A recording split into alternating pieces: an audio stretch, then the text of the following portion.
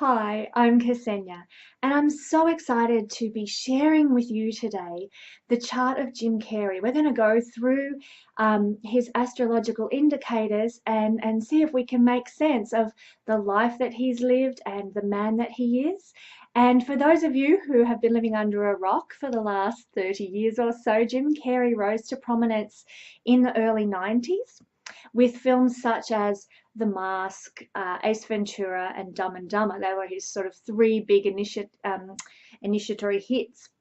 But he's also done a lot of serious work as well, things like The Eternal Sunshine of the Spotless Mind, The Truman Show, which was outstanding. It's my eldest son's favourite movie and has been since he was about 6 years old. He adores that film.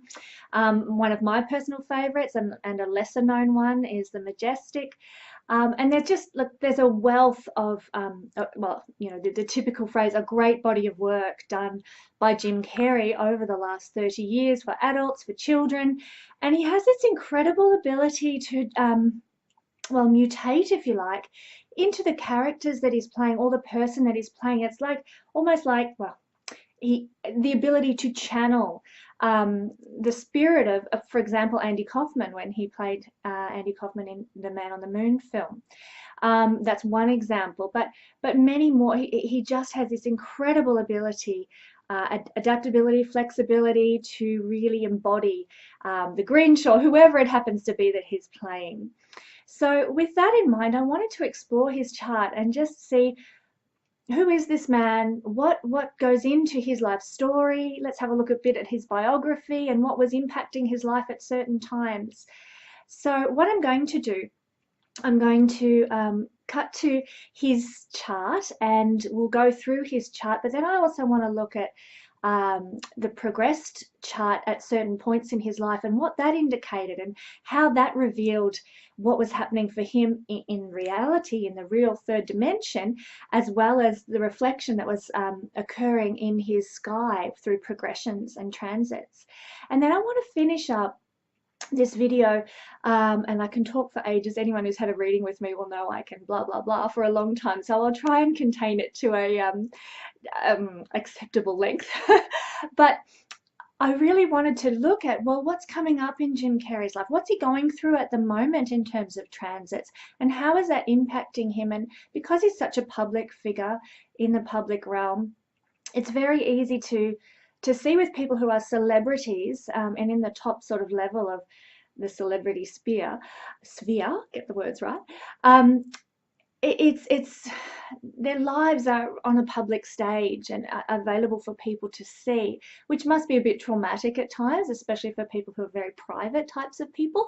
But that's the way life works, I guess, for celebrities and in the spotlight. So we can look and see, well, this is the transits that are occurring, and this is what perhaps is manifesting for him in his life over the past year or so, and what we can expect to see happening for him in the upcoming months and years ahead. So join me now. It's going to be a lot of fun and it's going to be very interesting if you want to learn a little bit about Jim Carrey and also about how to read a chart and what things we look for and what things play out and the synchronicities. That is the key word. I love that word. What are the synchronicities that we can see reflecting from the skies above in the human being? And whenever I do a reading for anyone, I always like to point out that we are mere mortals interpreting the language of the gods. And as we know, science is discovering amazing new things about the universe, about our solar system and beyond, all the time. And astrology, it's an ancient science, but it's also keeping up, I guess, too, with current new discoveries and how they impact us and what aspects and what planets and asteroids and new heavenly bodies are impacting on our lives. So keep that in mind. This is the language of the gods, the language of the universe, and we are mere mortals doing our best to understand this heavenly language. So let's go.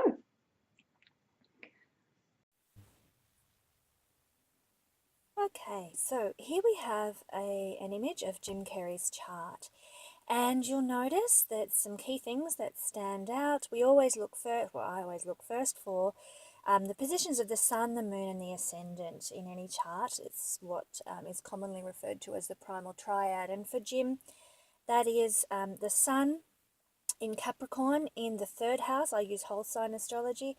And the moon in the 8th house in whole sign astrology in Gemini, and the ascendant being Scorpio. So they're the main elements that give him his foundation and his character, and we'll go into more of that as we go along with this assessment. But I want to look firstly at the things that stick out to me, the things that leap out off the page when I see this most powerful chart, and it is a very, very powerful chart. One of the first things I see is the capacity for world-changing ability. And I recently wrote an article for Astrology about the significators of world-changing ability, being one of the celestial planets, Pluto, Uranus, or Neptune, on an angle or with the sun or the moon. That's the general easy interpretation of that. So when I look at Jim's chart, what does he have? He has Neptune on the ascendant in Scorpio. It's very powerful in Scorpio. Neptune likes to be in water signs. Water signs flow. Water signs, even though Scorpio is the fixed water sign, it's still a water sign, about feelings, about emotion, about depth. And Neptune is all about divine love, divine creativity, divine spirituality. It's about healing. And I'll talk a little more in a minute about the role of Neptune on Jim's ascendant, which is extremely powerful for him. Then you've also got Uranus. And Uranus is way up the top there in the 10th house, only just in the 10th house, and practically conjunct the midheaven, the MC. This is an enormously powerful place for Uranus to be, and indicates that he is going to be highly Uranian. So Jim is this combination of a highly Neptunian person, and we'll talk about that in a minute, and a highly Uranian person. We'll also talk about that in a minute as well. So there are two really, really powerful placements for these celestial planets, and they also represent the inner realm, when you've got an iceberg and you see a portion above the ocean and there's so much more below. Well, that's like the subconscious. And the celestial planets rule our subconscious life. So to have them in such prominent positions means there's a lot of subconscious energy there and powerful world-changing capacity. So that's the first thing that jumps out at me, and we'll explore these in more depth as I go along. The second thing that jumps out at me with this chart is the fact that Jim has a singleton moon. Now, if you look at the chart, you can see on the right-hand side when you're looking at it, the moon is the only visible planet in that, or any planet for that matter, in the right-hand side of the chart, the side on the right of that meridian line that runs MC to IC, cutting it in half. And the moon is all out on its own there. This makes the moon extremely powerful in anyone's chart. If you've got a singleton in a hemisphere, like a side of the pie, if you like, all by itself, this gives prominence to the things that planet represent. And what does the moon represent? It represents emotional life and how we present our emotions, how we display our emotions, and what we need emotionally in life to feel fulfilled. So with this emotional planet as a singleton, it gives the moon like just an enormous amount of power in Jim's chart. And we'll also explore this in a minute, what the moon represents. But for Jim, but not only is the moon a singleton, and that makes it extra powerful, but it's a lonely moon. It's what's considered a lonely moon, and that is when you do not have any other planets in the sign before or after where the moon is. So in this case, there are no planets in the sign of Taurus. The moon is then in Gemini, and then there's no planets in the sign of Cancer, which makes the moon in inverted commas, a lonely moon. and in the 8th house. So we'll talk about all that in a minute as well, but I just wanted to point out the significant elements of Jim's chart. And then the other thing that is particularly important that I see is a phenomenally strong stellium. Now, it's an out of sign stellium, and what that means is that it crosses 2 signs. But all these 6 planets, and you'll see them down in Capricorn, which is the 3rd house from the ascendant, and Aquarius, the 4th house from the ascendant in whole sign astrology, you have Mars, Venus, the Sun, Saturn, Neptune, and Mercury. So 6 out of the 7 visible planets all huddled up within 30 degrees of one another. Very intense energy. Stelliums are powerful energy, a real powerhouse of creativity, and they represent a divine destiny for anyone who carries a strong stellium. And this is a really strong one. 6 planets is pretty hefty stuff. It means all the energy of these planets and all the energy that those planets represent as lord of the houses of his horoscope is condensed into one tiny area of the chart. And that can give a feeling of lack in other areas of the chart, but an intense capacity and focus and spiritual destiny related to where these planets sit. And for Jim, this is the 3rd house of communication. So he's a remarkable communicator through film, but also through writing, because he's a book author as well. So definitely this creative, energetic capacity in the house of communication, media, that includes film and written works, and so there's powerful energy there. And then also in Aquarius, which is his 4th house, which receives some of this energy as well. So there's 3 planets in each sign that form this stellium. And so, this is the 4th house where there's kind of an energy related to his lineage, his heritage, his roots somehow. And, that can take many forms. Sometimes it can be that there's a creative energy there where you want to make your family proud, or you want to really boost the reputation and the image of your family, or compensate for some area where there was lack in your family, and your family history and your family dynamics. So all this kind of stuff can play out. And with Aquarius too, it's that highly eccentric, brilliant, creative, genius sign. So, all this stuff is mingling in a really dense capacity in Jim's stellium down there. So that's the third thing that really leaps out at me in this chart. So I thought what I might do is explore those components in greater depth, and let's take a real look at them and what they are actually doing for Jim Carrey in his life. So let's firstly jump to Jim's ascendant, where we find Neptune sitting, a couple of degrees off the ascendant degree. This is considered the conjunction of Neptune with the ascendant.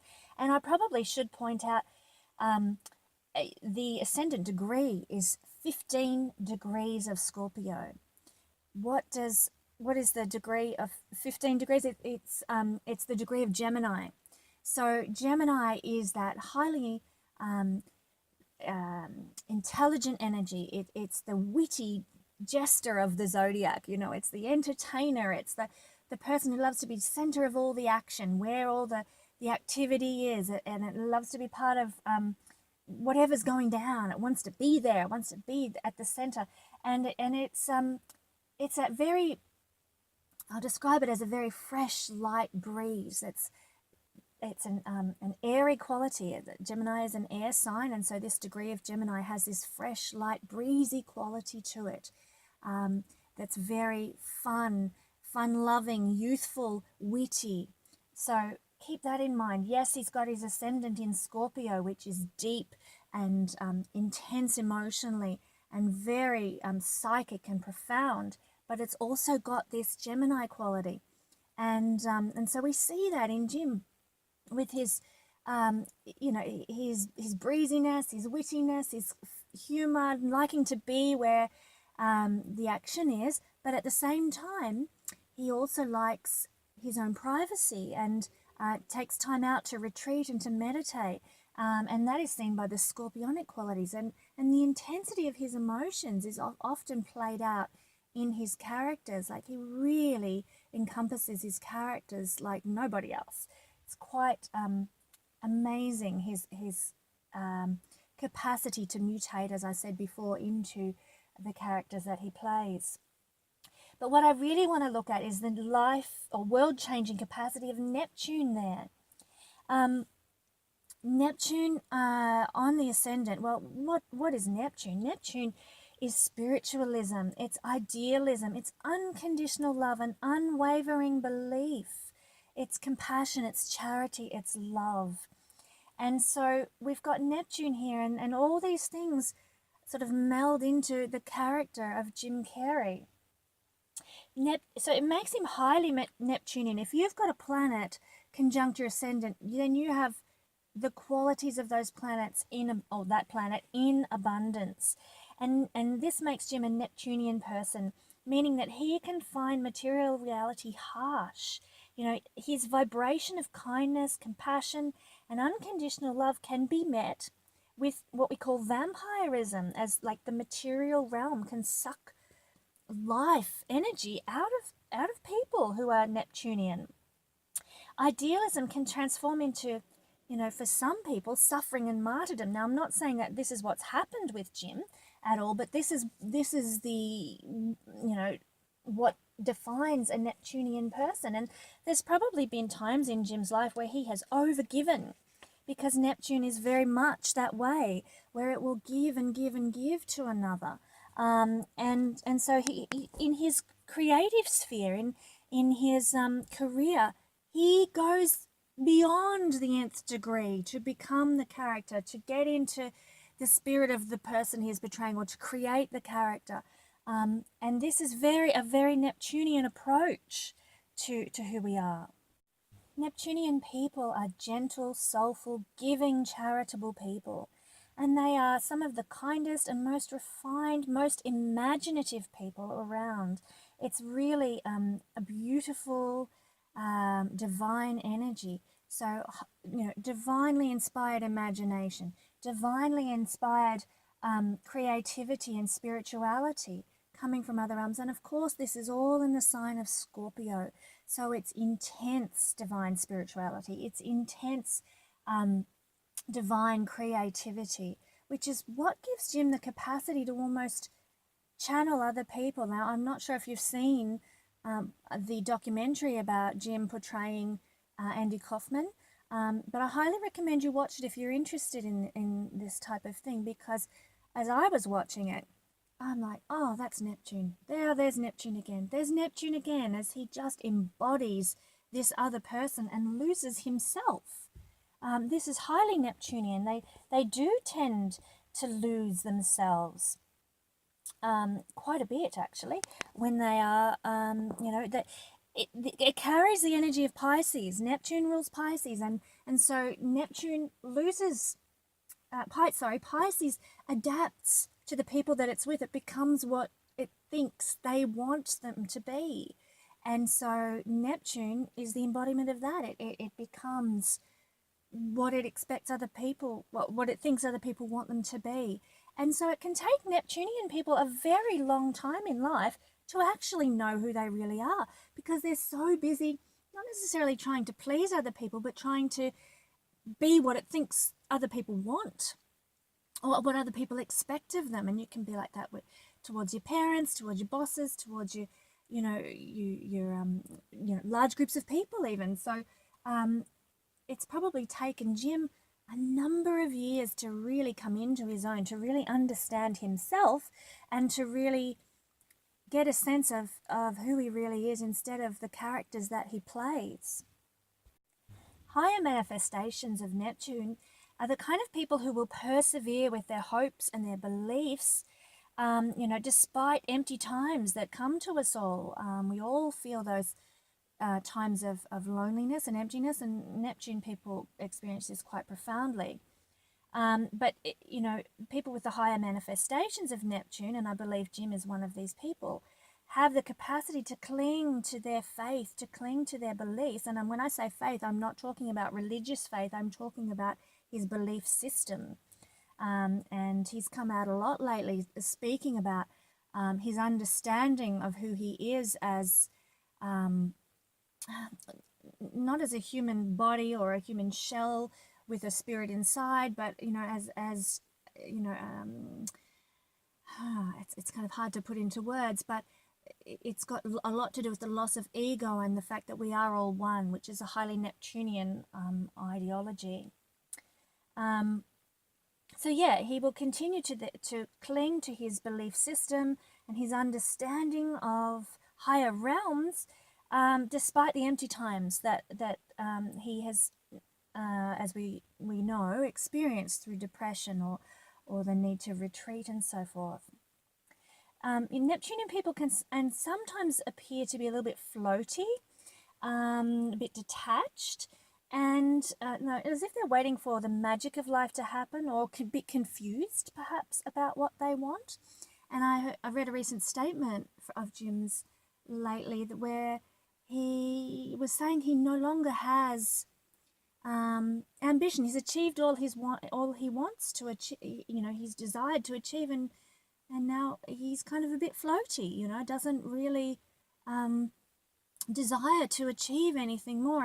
And if we look at where Neptune is by transit, Neptune is in Pisces, which is Jim. Looking at the chart here again, Pisces is Jim Carrey's 5th house of entertainment. It's that leadership Leo quality is the 5th house. And so with Neptune here, it's natural that he will feel a bit floaty, a bit detached, a bit sort of loose with regard to what he wants to achieve in the entertainment industry, that he's so much a part of and has been so much a part of for so many years. This all makes perfect sense with Neptune spending roughly 14 years transiting the 5th house of entertainment. So what else do we see with Neptune? Well, we need to look at the house that Neptune's in. Yes, he's very Neptunian because it's on the ascendant, but it's also the 1st house. The 1st house represents our physical appearance. So with Neptune here, people with Neptune in the 1st house look dreamy and ethereal, and there is always, if you're a Pisces person or if you've got Neptune in the 1st house, there's going to be something about your eyes that's mesmerizing, that draws people in, and I would definitely say that's the case with Jim Carrey. There's Neptune is very glamorous, so there's this aura of glamorousness, a transcendent appearance with this. I'm not saying Jim is always dressed glamorously, and there's been times in his life when he's sported that Grizzly Adams beard and what have you, but there's a general aura of of soulfulness and glamorousness about him as a person. It's quite captivating. And so we've got the soulful, the large expressive eyes, a great ability to present himself on film or in photographs, which is ruled by Neptune. But then there's also this compassion and sensitivity here. So if you see any interviews with Jim Carrey where he's not actually acting or in character or being, as he's termed it himself, the Hyde character that he becomes, the very nice Hyde character he becomes when he's acting or in public. If you see the real Jim in an interview or whatever, there is this great compassion and sensitivity, this gentleness about him that's very compelling. Now with this position, especially as it's in Scorpio, there is a natural propensity to be very psychic and to have channeling abilities, as we know and we've seen with his acting. But with this energy, people with Neptune on the ascendant, and if you've got Neptune on the ascendant or Neptune strong in your chart, as I also do, you need to be very wary of the energies that are around you, because you tend to soak up all these concepts and things in the invisible realms. So you be discerning. Don't be carried away by illusion, which Neptune can be very, if Neptune has a lot of hard aspects, can be very deceptive, and you can be, misguided, so to speak. Generally, I mean, if you look at Jim's chart, he's got the apex of oh gosh, I've gone blank on the name of the triangle. It's not a grand trine, it's the bisextile triangle. And the apex of that is Neptune, giving it extra more power, because it's that pivotal planet in that bisextile triangle shape. So there's, the two sextile angles from, in this case, it's Mars, Venus, and from Pluto, impacting on the Neptune. And there's that one difficult aspect, which is the square from Mercury, Jupiter happening as well. But as I said, Neptune in the first house means that you have this psychic ability, and your dreams will be very vivid and prophetic. You have an ability to, your dreams are so real, and you're like, oh, there is something the universe is trying to tell me through my dreams. They feel, oftentimes can feel more real than waking life sometimes for some people. And I've said this, the Neptune strong gives you an ability as a great actor, and you manifest the characters that you play so easily. But it, as I said before, it can take some time to discover your true self, because it can be obscured by this ability to transform with the energies around you. And this is all connected to that psychic ability to pick up on the energies around you, or the energies in other realms even. So this is, if you, again, I refer back to that interview, a documentary about Andy Kaufman's The Man on the Moon film. It's quite probable that Jim was actually tapping into Andy Kaufman's, energy and channeling him. In fact, it mentions at one point that Andy Kaufman's daughter came to meet with him while he was in this zone of being Andy Kaufman, because she'd never actually interacted with her father, and she wanted to meet him. So she came to meet him via Jim and his channeling abilities, which is so Neptunian. With this position, the body can be particularly sensitive. The first house rules the body, and Neptune rules fluids. So I'm not going to go into all the possible health concerns that Jim might be susceptible to, because that's his private business. But Neptune does rule fluids, and so there's any sort of health issues connected to fluids can be prominent in a person's life when they have this position. So this is Neptune when it's conjunct the ascendant, making you a highly Neptunian person. Those psychic abilities and abilities to channel, fantastic acting capacity because of that, and very glamorous, very romantic, very ethereal, and very not intrigued by spirituality and mysticism and those sorts of things, but not intrigued, but actually just able to flow with those things, to get them, to understand them in ways that a lot of other people may not. There is a real individualization, shall I say, that comes with being able to just see things that other people can't, and that can give some loneliness sometimes. And remember, I said Neptune is connected to Pisces energy.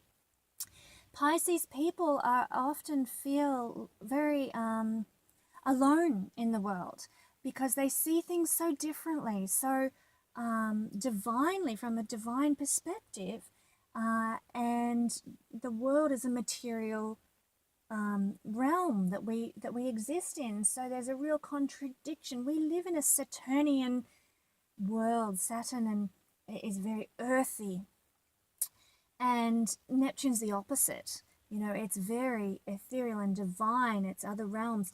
And so because of that, highly Neptunian people can struggle with earthly reality, this Saturnian opposite reality to the one that they exist in their mind and in their inner life. So, I have a great compassion when I hear Jim speaking about his beliefs and his understanding of the world, because not everyone's going to get what he's talking about. But people who are highly Neptunian will be like, aha, yeah, I get that. That makes sense. Now, speaking about being opposite to Saturn, Jim is also highly Uranian. And I love Uranus is one of my favorite planets. It is the most creative planet. It is the planet of genius, of inspiration. It's also the planet of prophecy. And again, we've got that psychic connection there. It's about intuition and rebelliousness. And it is so powerful because it is conjunct an angle in Jim's chart. And the 10th house is where Uranus is actually most powerful. It will impact his whole life. And what is he known for? Not only his spirituality, but his eccentric nature and his, not so much rebelliousness, but just he will not do what you expect him to do. He will do the opposite of what you expect him to do. And that's beautiful. There is such vibrant energy and creativity there. So Uranus wants to liberate people from the shackles of Saturn. So Jim has come to, expose truth and authenticity because, Uranus does not tolerate secrets. Uranus wants to free us more than anything. And so how is Jim manifesting that? He is doing that through the 10th house on the midheaven. What is 10th house? Career. And what has he done with his career? He has brought creativity, eccentricity, genius brilliance to his portrayals in movies and to his comedy. And okay, a lot of people sometimes might not get, it's quite Kaufman-esque, his comedic style, and it's very physical. But it's brought something new, something fresh, something almost liberating to the career realm of, film comedy that Jim embodies. So when we've got Uranus in the 10th house, it means that when we've got this position, we absolutely cannot do structure or rules to do with career. So, he's not going to abide by the general requirements of the film industry, and the expectations of the film industry. He cannot work a 9-to-5 job. He's going to do it his way because there is this independent, autonomous energy with Uranus in the 10th house. He must find his own career path, usually in some kind of independent form. Now, with Uranus in the house of career, it can also mean you will have sudden success overnight. And what happened with Jim? He'd been practicing comedy for many years, and then bang, he got the role of Ace Ventura, and things just went from there. Ace Ventura, Dumb and Dumber, The Mask launched him. Those 3 films are very, very pivotal and launched him into like a career where he is now in the top 5% of his industry, the very powerful movers and shakers in Hollywood. And that's also seen, I might add, by the sun in the house of Capricorn. The sun actually rules Leo, which is Jim's 10th house. The sun is the lord of Leo, and it's in the sign of Capricorn, making him the energy of Capricorn is the CEO or the boss and the person who is most powerful. So he's in that top 5% of people in Hollywood who can pull a great role, who can earn more than others, who can, make his own decisions and say what goes because he is in that powerful, influential position. Sun in Capricorn, ruler of Leo, the sign of the kings, and the sign of, the entertainer, the rock star, the god of, if you like, of the entertainment industry, the superstar, all connected. But Uranus is there as well, so that sudden success can happen, instantaneously, like almost. Also with Uranus in the 10th house, people that with this position, they don't tend to like authority, and they don't become friends with their bosses usually, but their relationships are without hierarchical structure. So that means that for Jim, there's not going to be they're up there, the studio executives or whatever, and I'm down here. There's none of that. We're all on an equal footing. This is very Uranian. There is no hierarchy. We are all equal. And that's a really fabulous energy of Uranus. I love that. Sometimes there can be a dabbling in many occupations when you've got Uranus in the career house. So, Jim has tried serious roles, he's tried comedic roles, he's written books. And before he was in acting, he was doing comedy, stand-up comedy, and he was on TV with the show In Living Colour with Jamie Foxx. And then there was also before he went into the entertainment industry, he was working in factories and jobs around sort of the Toronto area where he grew up. So there's this, having experienced many occupations, but I mean, obviously the dominant one is that film industry, which is the highly Neptunian influence. There's a need for Jim to do something with an authentic purpose related to who they are, So he's got this interesting interplay between Neptune and Uranus where he needs to discover who he is because he's channeling these other characters as Neptune, but he has a need to be authentic and real, and he is that. He is Jim Carrey. I mean, there's nobody else like him. He is an authentic human being, not trying to be anybody else other than when he's acting, if you know what I mean. When he's being a character, he is very authentic. There is no replica of Jim Carrey out there. And he is a revolutionary, and revolutionaries are very tied to the Uranian energy. If you've got Uranus in the 10th house, you will bring something revolutionary to your career. Interestingly enough, Lada has Uranus in the 10th house, and she has revolutionized astrology through the internet. Perfect. So, Uranus rules astrology. It wouldn't surprise me one little bit if Jim actually gets it, understands astrology, and has used astrology to further his career at some point, or perhaps continually. There's a definite capacity for that through the position of Uranus in his chart. So they're those two world-changing planets, and he has revolutionized comedy. He has been a mover and a shaker, and brought a lot of brought back, if you like, that very physical comedy that perhaps had not been around so much. We've had periods of like the Jerry Seinfeld's observational comedy and the sitcom kind of stuff, and then we get the Robin Williamses who also did the physical comedy, and Jim, who's going to bring that different style of comedy back into the public realm. I'm thinking it was years since that sort of thing had been as predominant as it has been with Jim now. So the next thing we wanted to explore in more depth is this moon position.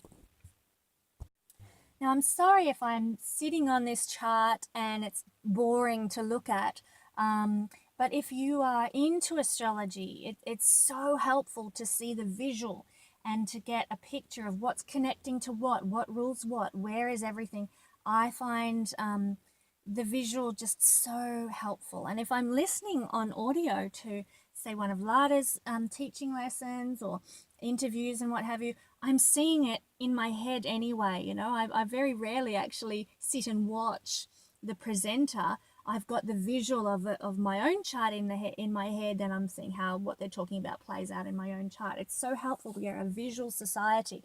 So forgive me if this is boring for you, to just have the chart sitting up there. But we look at Jim's moon now, and as I said, it's a singleton in one half of his horoscope, split in two by the MC to the IC. Now, I should mention that in evolutionary astrology, this is representative of this split represents one half being fate and the other half being free will. The side of free will is where all Jim's planets fall except for the moon. So Jim has this great capacity for free will, and this is why, my understanding is he has been able to manifest things easily in his life. You know, he can write himself a $10 million check and make it come to life because all these powerful Neptune, Uranus, stellium energies give support to that. And this is the law of attraction stuff, where you say it so in your mind and you believe it with your heart and it comes into being. But that's only one way of doing life. And I hate to say this to all the devotees of law of attraction, but is also the other side, which is fate, where you must go with the flow, and whether no matter how many checks for $10 million you write yourself, you are never going to manifest it because your planets may not support that kind of eventuality in your life. Now, for Jim, it does. So he has the capacity to enact free will, to make a choice, and it manifests for him. If you are like me, who has the opposite to that, you must learn to go with the flow. You must allow the universe to have its way with you and guide you where it wants you to be so that you'll learn what you need to learn this lifetime. And both paths are valid. Both paths are real. But for Jim, the sign of fate, the side, I should say, the hemisphere of fate has only one planet, and that's the moon. So there may have been times in Jim's life where his emotional nature, he feels like he has no control over. And that's exactly the case. It's governed by fate. And fate, because it's about Jim learning something new, something that his soul has perhaps agreed on before this lifetime, or that is part of his destiny. I mean, the moon is such a karmic planet. He is here to learn lessons regarding the moon and to invoke karma from past lifetimes with regard to the karmic planet of the moon. And so this is a really powerful singleton in Jim's chart, the moon. He is he's working through the emotional issues are going to be some big things for him because it's not something he can control. And with a loaded hemisphere of free will, having that singleton is a challenge because he's not familiar with that, although by his age, he's sort of roughly around 56, this is going to be easier as you get older. He's more familiar with it, and yep, I can trust my emotions and I flow with my emotions. I let them go where they need to go, because that is what fate is all about. So that is how I interpret the division of fate and free will in a chart, especially a chart like this one where it's so predominant. But it's in the 8th house of Gemini. So emotionally for Gemini, he will feel emotionally fulfilled by Gemini things. The ruler of Gemini is actually conjunct Jupiter in the 4th house. So Gemini things are expanded by Jupiter. Mercury is expanded by Jupiter, but guess what? It's in the sign of Aquarius.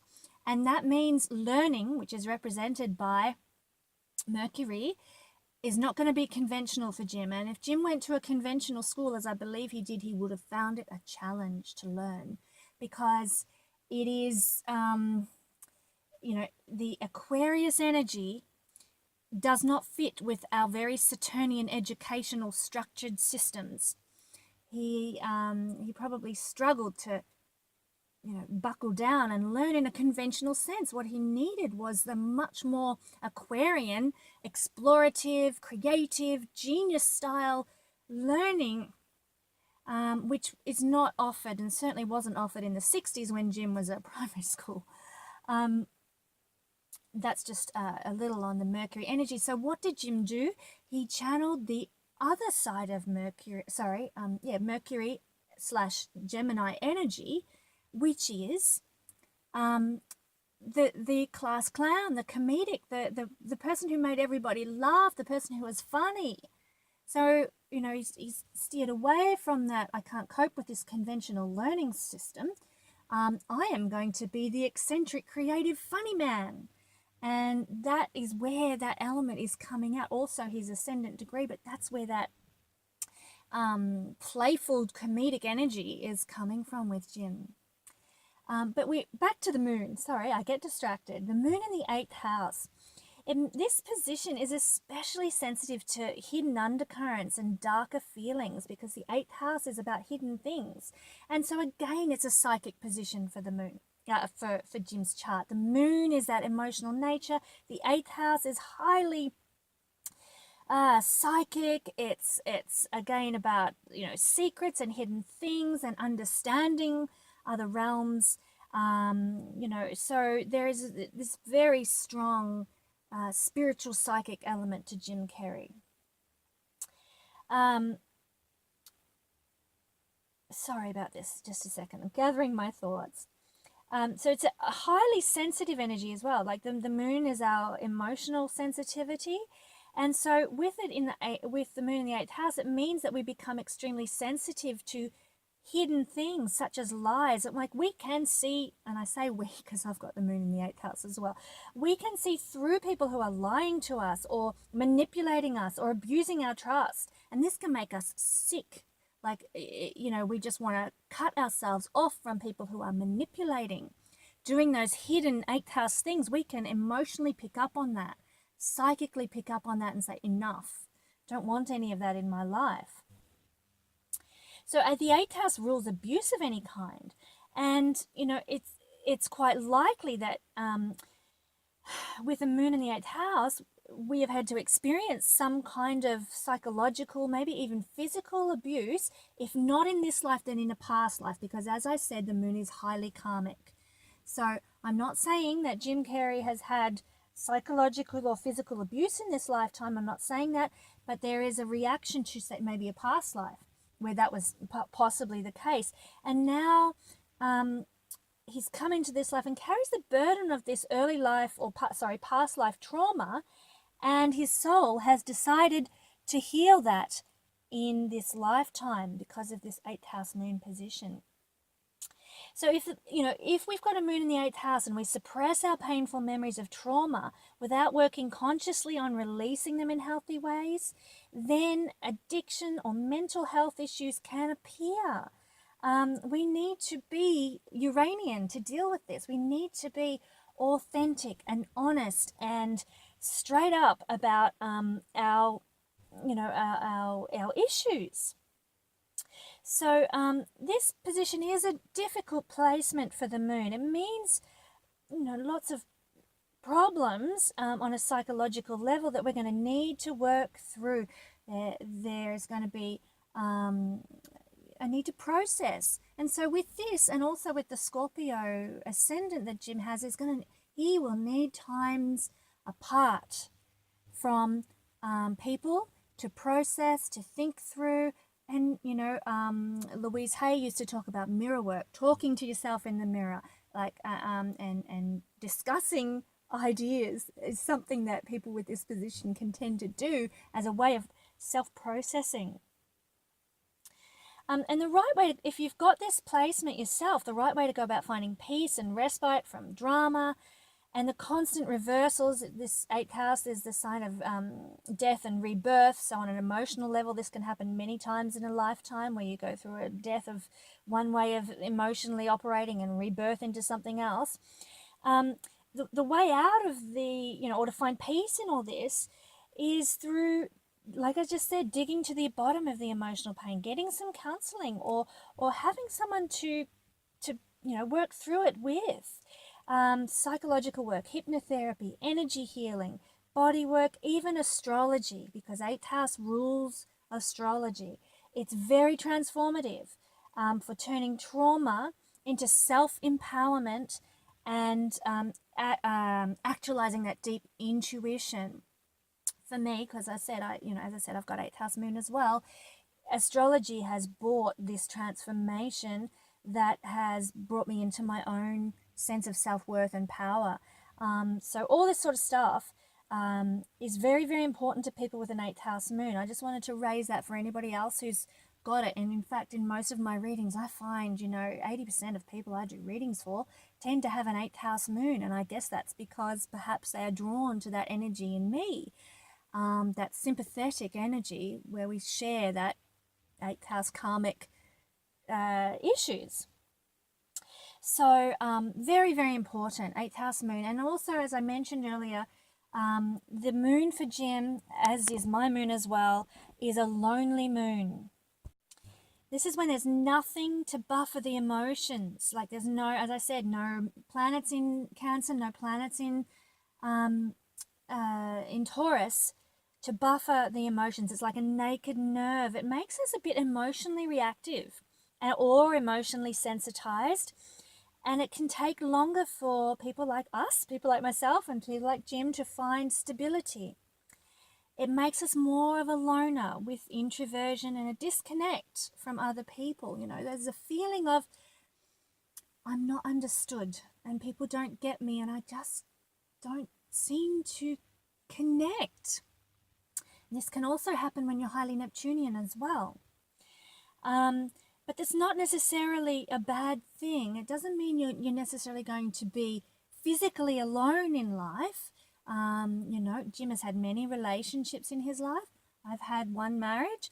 There is still a capacity to be with another person, but to be truly understood, to be truly seen, it's more difficult. And you are much more sensitized to your emotions and your feelings. They're easily triggers, shall we say. But it is a highly spiritual placement to have. It means when you have a lonely moon, which is not a very helpful title for it, but that's just the way it goes. It means that there is a big spiritual purpose for you in this life. So there is a big spiritual purpose for Jim in this life. There's going to be big spiritual growth for anyone with a lonely moon. And a longing for answers that you will find by looking within. And if you are familiar with a lot of Jim's more recent interviews, this is really starting to manifest for him. He is a highly spiritual person, and he is now beginning to share more and more about his spiritual understandings, and you can see the spiritual growth. If you look at early interviews, I sound like I'm obsessed, don't I? God. But I've done some research in order to present this to you today. If you look at early interviews with Jim compared to later interviews with Jim, there has been massive spiritual growth. Even in the gentleness of his persona now at 56 compared to what it was when he first came to prominence for his acting. He's done a lot of inner spiritual work that is natural, comes naturally with a lonely moon. So, but it's not without its challenges. It's not without its feeling of being a bit isolated in the world, and can also be an indication for depression or anxiety. So, if you've got this position, keep that in mind. There are reasons, and the reasons can often be found in astrology. There are reasons for this, and we've got to look at our lives as a bit of a yin-yang. Okay, I've got this lonely moon. It means this in terms of I feel alone. I feel like I'm not understood readily by people and that I'm on some sort of different wavelength and my emotions are sensitized. But hey, the yang to my yin or the yin to my yang is that I am on a big spiritual growth journey this lifetime. I am stepping into something powerful. I have a spiritual quest that is important. Doubly so if it's in the 8th house, I might add. Back to the 8th house, when we've got this, it can make you an intense, passionate, emotional person. And it can indicate traumatic and dark experiences with big life reversals and big changes. And we've seen that Jim has come from a very difficult childhood to something of, huge worldwide acclaim. So, this is, again, 8th house, lonely moon stuff. It makes for a very powerful chart when combined as a singleton, when combined with those two mover and shaker planets, world changer planets, Uranus and Neptune. That alone, if that was the only thing that was happening in Jim's chart, it would give some pretty powerful impact. But now we move to the next bit. We have this phenomenal stellium. And I've talked a bit about this already, so I won't go into it in huge detail. But this phenomenal stellium of the Mars, Venus, Mars, Venus, Sun, Saturn, Jupiter, and Mercury. Intense down in the house ruled by Gemini, the 3rd house, which is communications. And how do we communicate? Well, through writing, through media, through film, through photography, through anything of sort of that those means, those vehicles for communication that we use in our modern world. And Jim has this creative energy there. And there's also this creative energy in terms of Aquarius as the 4th house, because 3 of the planets sit there. And what does Aquarius rule? Genius. It's connected to Uranus. Geniusness, revolutionary, authenticity, and complete radicalization of who we are and what we do and what we represent. So this is very powerful, and this is the 4th house. Aquarius is the 4th house for Jim, and so there's this real connection to his heritage, his roots, his lineage by these things. His father, interestingly enough, was a big band, a saxophone player, and had his own big band in Canada, but unfortunately he lacked the courage to go beyond Canada and get into America, where the big money and big opportunities were.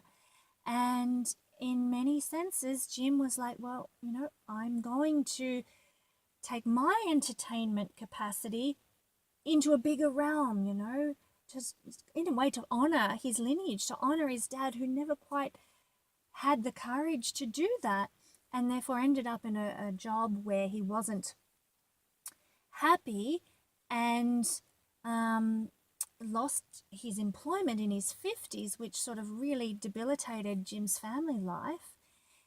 And his dad was unhappy. Even, he'd taken the road of, I'm going to do the ordinary thing. It doesn't make me happy, but it's stabilizing for my family.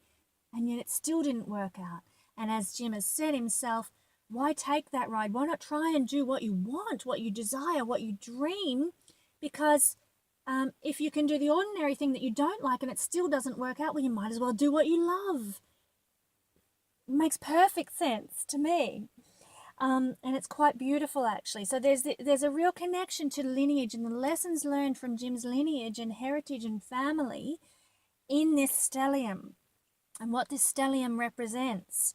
And of course, we've got rulerships there of, Venus is there, his relationships, and his 7th house and his 12th house spirituality is there as well. We've got Mars ruling the 6th house of everyday work and routines, and also Mars in the traditional rulership rules Scorpio.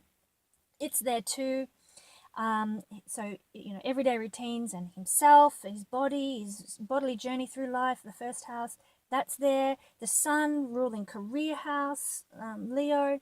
We've got Saturn, who's ruling both of those houses. So Saturn's in his own rulership. Jim's actually about to experience in the coming couple of years his 2nd Saturn return, which will be an interesting time for him. And so Saturn is there in his rulership of the 3rd and the 4th houses. Jupiter, which rules the 5th house of entertainment, is there as part of this creative energy, this stellium. Stelliums are about having there's a spiritual mission with stelliums as well. You are here, you've got a massive stellium like this, you are here for a spiritual purpose, a creative purpose, and you've got this directed energy in the one spot in your chart that's all about manifesting something new, something, bringing something amazing and different to the world. So this is playing out a number of times throughout Jim's chart. And of course, we've talked about Mercury, ruler of the 8th house, and the 11th house of large groups of people. And Jim has reached masses of people. In fact, Mercury ruling the house of large groups of people and rewards for efforts, gains and rewards for the efforts we've made, is expanded by Jupiter. And so Jupiter is expanding all those Mercury things for Jim. So very, very powerful stellium. They are the big players that I see happening in Jim's chart. Now, in the interest of trying to keep this at an acceptable level, because I do talk on, and I'm so sorry about that, I do want to now move on, and I won't talk about the nodes. Often in a reading I would do that, but in the interest of saving time, I won't talk about the nodes. I won't talk about the relationship axis, or the characters, any of that sort of thing that I might usually talk about. But now I want to look at some interesting events in Jim's life and what was happening in terms of progression. So I'm going to switch charts, and we're going to look at a couple of Jim's interesting life events. So this first chart that we're looking at is the chart of Jim's, there's his natal chart as seen in the inside, so it's going to look very familiar to the chart we just looked at. But on the outside, we've got the progressions and transits from the year 1987. Now, I haven't gone date specific with this. I've just sort of looking pretty roughly. Okay, so the green indicators around the outside are the progressions, and the red indicators are the transits. We look at the further outer planets for transit influence because they pack the most punch. And we look at the inner planets in the progressions. This is when you look at planets moving 1 degree in the chart for each day of life. And so we're looking at these progressions, and they are represented by green, and they are mostly, well, they are just in this chart, just the inner planets from Mars, Venus, Mercury down. So what happened for Jim in the year 1987? Well, this is a relationship theme happening here. In 1987, Jim married Melissa Woolman, and she was actually 3 months pregnant roughly when they married in March 1987, and Jim's daughter was born in September 1987. So let's see what was happening here. Well, progressed Venus, if you look down at the bottom, progressed Venus was conjunct with Jim's IC. Now, when we're looking at this chart here, it's kind of sitting a little off from the IC, but the chart table, which I haven't included in this picture, I'm sorry, says that they are within 1 degree of each other. So the progressed Venus, and Venus represents relationships, Venus represents partnerships. When it's conjunct an angle, it can bring marriage. And Jim was very young when he got married, and Venus represents youthful female energy. The moon represents the more, not matriarchal, but it's the older woman. So in this case, Jim married very young to a young woman when his progressed Venus was hitting on an angle, the IC, down in the fourth house.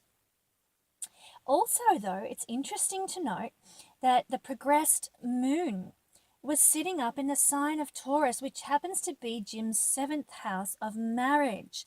And so there's one indicator for marriage there, which is the Venus, progressed Venus, and another indicator for marriage, which is the progressed moon. Now, I should point out Venus rules Taurus, which is the 7th house. So the 7th house lord was conjunct the IC, the 4th house cusp, indicating a marriage. The moon is the planet of motherhood and being a mother. And where was the moon? The moon was in the 7th house, and she was pregnant at the time they got married. So motherhood in the house of marriage. And so this is the time when Jim's daughter was born. And I just, flicking back through the progressions and the transits, I thought, oh, this is a really interesting indicator of what happened in his life, as you can see it in the chart.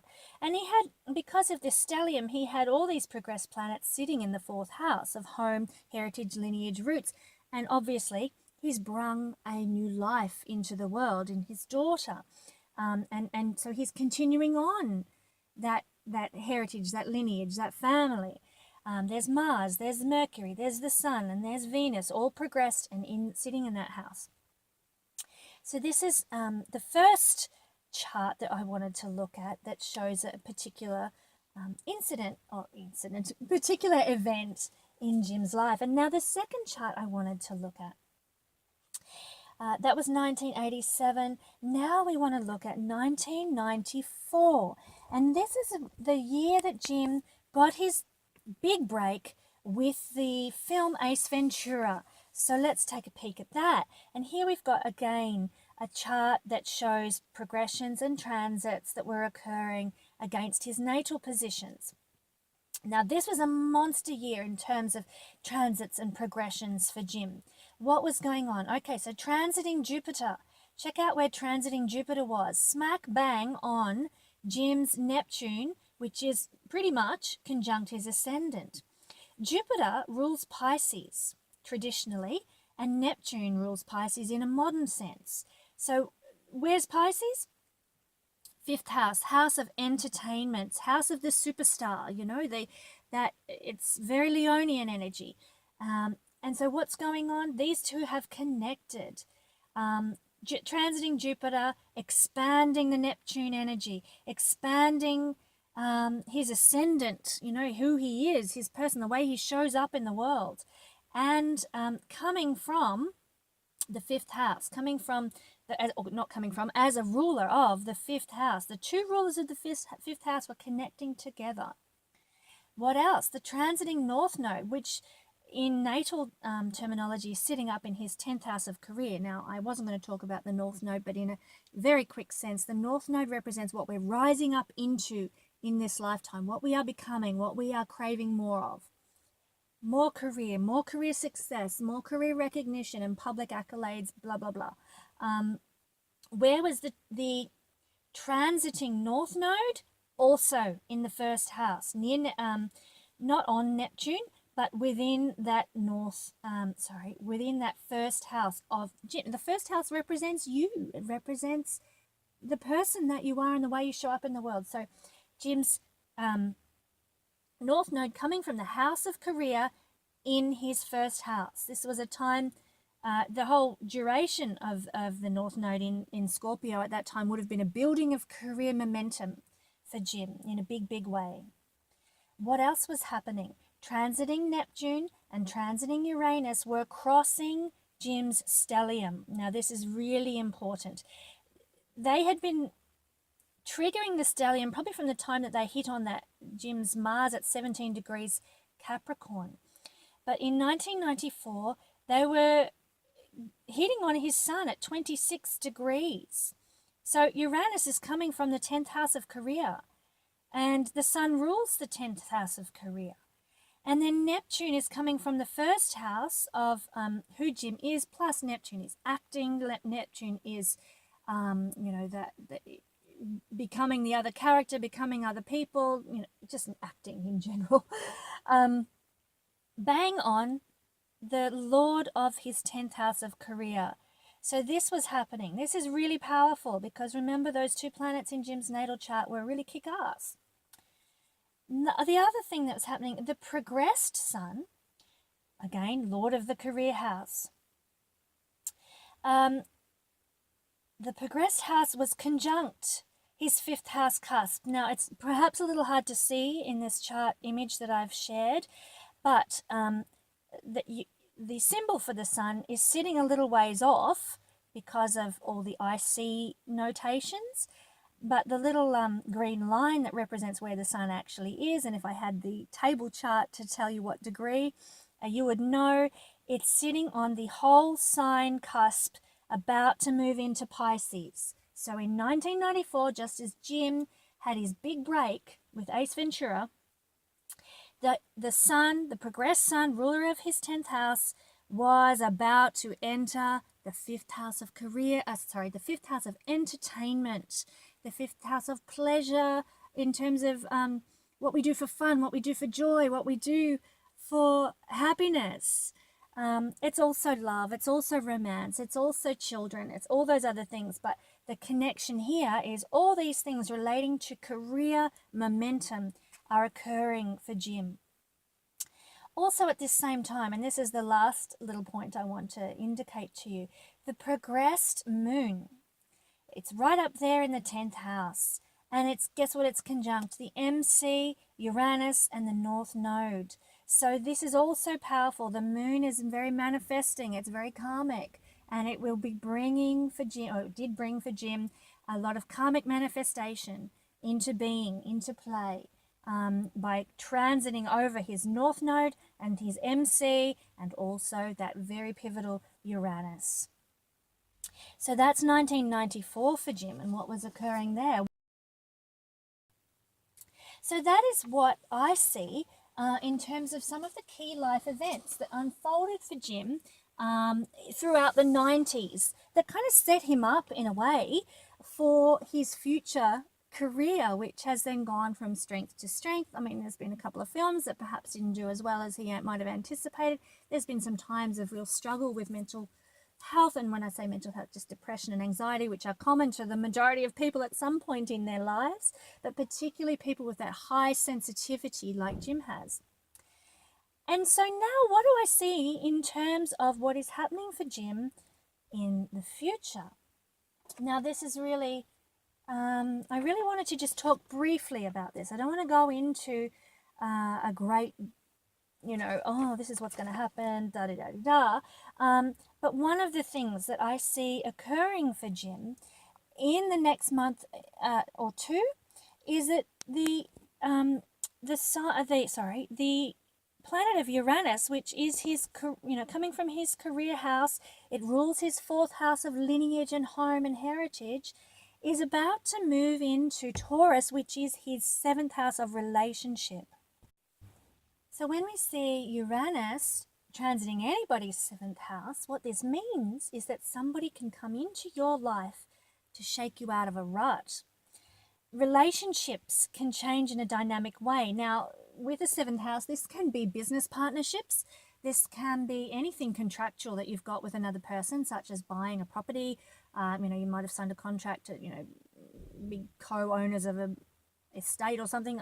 But it's also obviously marriage relationships where there is a contract signed, and we see committed partnerships through the seventh house. So these sorts of relationships can change in a dynamic way. No matter what the relationship, though, the change is going to be fast and it's going to be life-changing, because this is an angular house. So it's very, very important, very pivotal. And whenever Uranus transits an angular house, look out. Life is going to go 180 degrees for you in the best way, because the purpose of Uranus is to liberate. You can't do fake relationships anymore. You can't do superficial relationships anymore when Uranus is in the seventh house for you. Conventional relationships are not going to be your thing. There's going to be the potential for relationships to be long distance. It's quite common when you've got Uranus natally there or transiting there that you'll establish a relationship that's long distance, or relationships that are on again and off again and on again and off again. That's probably the lower manifestation of that energy. But there'll also be perhaps a breaking of relationship taboos. I won't go into that. I'll leave that one to your imagination. If you've got Uranus there natally, it means that you're going to probably have more than one marriage, without a doubt, and not have conventional relationships. But the whole idea of Uranus's transit to the seventh house is there's going to be a release of being stuck in some way. This person's going to come along and change your life. And so Jim's got that to look forward to. That is going to be really beneficial for him going forward into the future. Whether the relationship lasts or not, it all depends on what Saturn is doing in the chart at the time, because Uranus relationships can come and change our lives massively, shake us up, give us some liberation and freedom That's what Uranus does. But they don't last long unless they've got the stabilizing influence of Saturn. And so let's have a quick peek. Well, what is Saturn doing? Saturn is in the sign of Capricorn, about to start transiting Jim's stellium. And this is going to bring some structure. You know, Saturn's there for 2.5 years. And when Uranus moves in May, he's going to be there for 7 years. So this coming 2.5 year period for Jim, there's going to be some, structure being set up, and it's in regard to Mars, which is going to be transited by Saturn. What does Mars rule? 6th house, that's everyday routines, health and well-being, ability to fix things, and unfortunately it can also mean court cases, that sort of stuff. But then you've also got Venus and the Sun. So Sun rules career, and Venus is ruling, again, the 11th house of, rewards and gains for effort put in. So there can be a reward for the effort Jim has made in sort of his spiritual growth at this time. And he might receive some sort of karmic reward for that when Saturn transits, but it's also more likely to put some structure in terms of relationships, because Venus rules the 7th house. So yes, Jim is going to get this shake up from some kind of a committed partnership that's going to change his life and revolutionize his life. And Saturn is going to bring structure that will give some stability in the long term. Saturn is the long haul. And so when Saturn transits the Lord of Jim's 7th house, there is a capacity for this radical new relationship, whatever that form that takes, to receive some long enduring benefit, because Saturn's going to be involved there too. And I might just add, because it's very, very interesting, Stephen Forrest, who is a marvelous teacher of astrology, talks about the meaning, the evolutionary intent of Venus in Capricorn, which is what Jim has. And it's so interesting. The evolutionary intent of Venus in Capricorn is to form grown-up relationships, and I'm quoting here from his writings, to form grown-up relationships based on integrity, commitment, and maturity in reaction to prior life dynamics that involved failure and abandonment, that were driven essentially by the immaturity of one or both partners. So in essence, it's saying there was, a prior life where there was abandonment or failure by either Jim or another partner, and now, because of the immaturity of either Jim or a partner in past lives, and now he's come into this life to karmically deal with that and to work towards having a mature relationship. And so Venus in Capricorn, when triggered by the stability and structure of Saturn, and perhaps the radicalization and liberation and freedom that Uranus brings, this could be a relationship for Jim that lasts a lifetime, that or the rest of his lifetime, that brings that karmic maturity that he may have been waiting his whole life to experience in terms of relationships. So this is an exciting time that I see coming up for Jim in that sense.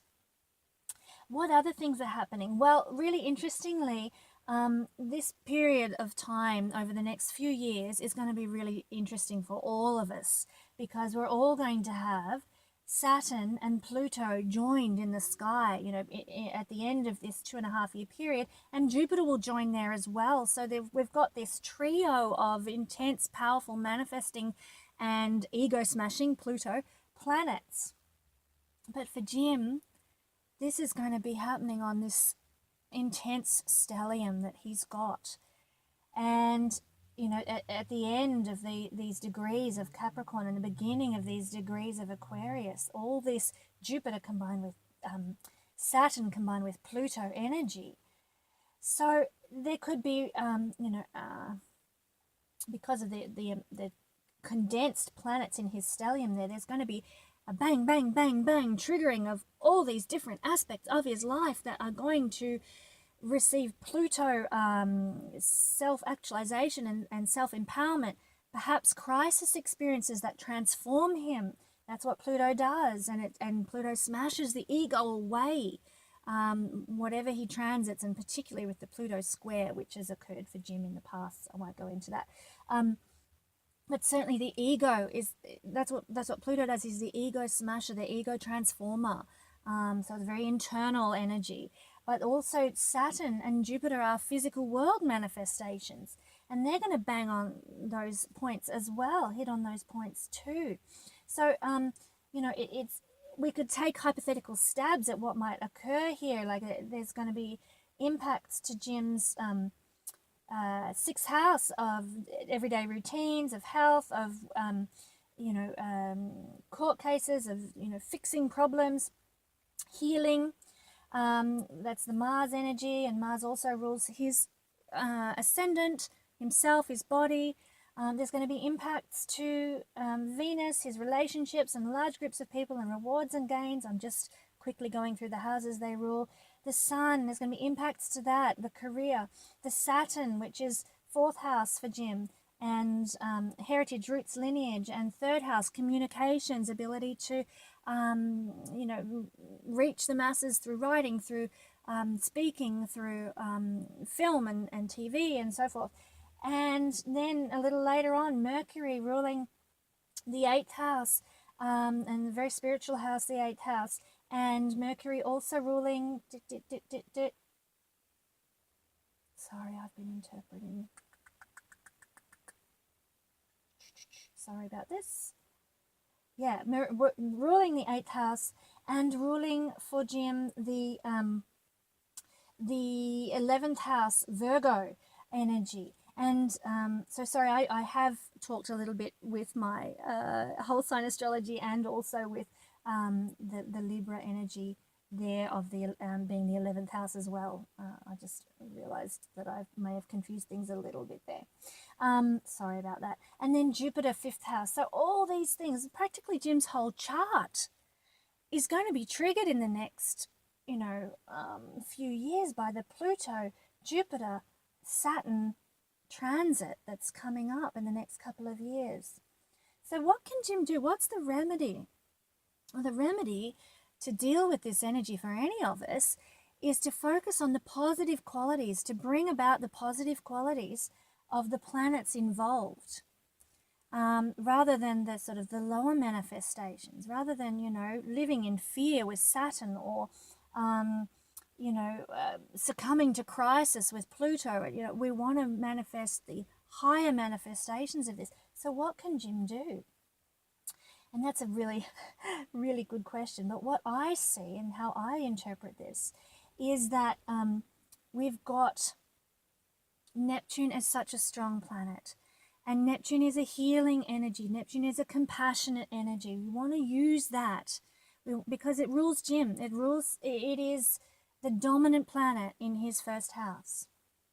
So we want to use that Neptune compassion, that Neptune charitableness, and giving nature. And we want to use it in terms of the other planets involved. So we're using it because it rules Jim's chart in such a powerful way. And what else is going on? Well, we've got Jupiter that is connected to children. And we've got Pluto, which is connected to sort of abuses, and very much connected to sexual abuse. So that's I'm getting to a point, don't worry. And then Saturn is structure. So all those things, I see that Jim can really use those energies to channel benefic energy at this time of these transits. And I'm saying this because Neptune is in his fifth house, which, yes, rules entertainment and romance and love, but it also rules children. And I see that if Jim was to channel that Neptunian charity into helping children, Jupiter transiting through that stellium at that time, into perhaps helping children come out of abuse or be helped out of abusive situations. And I'm thinking of, say, children who are trafficked into sexual slavery and, or exploited in some way. that's Pluto energy. Perhaps Jim could create some sort of compassionate foundation. Perhaps Jim could create some Saturnian style structure that would help this. So I'm hoping this makes sense. He's got Jupiter, which rules children, Pluto, which rules, abuse in this situation, and Saturn, which rules structure, and Neptune is in his fifth house of children, and Neptune is compassion and charitableness. And I see that Jim might be able to alleviate the intense energy on his stellium by manifesting something positive, by helping, by being charitable, by giving, because that's his nature. He's sensitive, he's caring.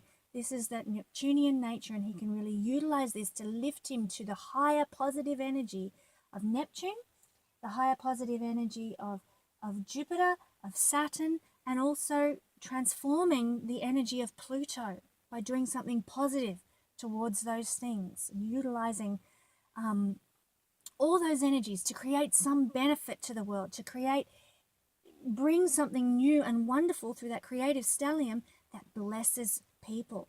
And, I really feel that if I was, this is the kind of thing, if I was in an astrological reading with Jim, I would want to offer, here's one option that you might like to consider that might help with a difficult transit that's coming up. Let's use this energy and push it into the higher manifestation to bring about good things. So that's just one idea that I see when I look at this transit that Jim could utilize to make it a powerful time. Really, like, he has the spiritual ability, he has the compassionate ability, and the resources to be able to bring this about. So that's what I see in terms of the transits for Jim's chart that are coming up. And, just looking quickly, he's got the MC, his highest point in his chart, conjunct Regulus. Regulus was the point of the American eclipse. This energy is starting to dissipate, but over the last few months would have been a very powerful thing for Jim to be experiencing that, eclipse on his midheaven. Change has been brewing for Jim. Change has been coming, and now he's stepping into that energy. So it's an exciting time for him. So thanks so much for listening to me ramble through a number of different charts and a number of different placements and looking at Jim Carrey's chart. So there you go. Thank you to Jim Carrey for letting us wander through his chart today. And I pray that this has been a blessing for everyone who's joined this journey. And you've been able to, I hope that you've been able to gain insights into your own life through looking at this chart to understand some key components more and how the synchronicities work and join together and can play out. And so if you've gained any insight from this little video, then leave a comment at the end. We'd love to know what you've learned. But also, if you can see something in Jim's chart that is interesting, that that I have missed or have not had time to go into, then by all means share it in the comments below as well, because this is a great platform for learning, for understanding, and for increasing our own knowledge. So by all means share, and we'll have, in that way, our community through Astrology will help each other to learn and grow in our abilities with astrology.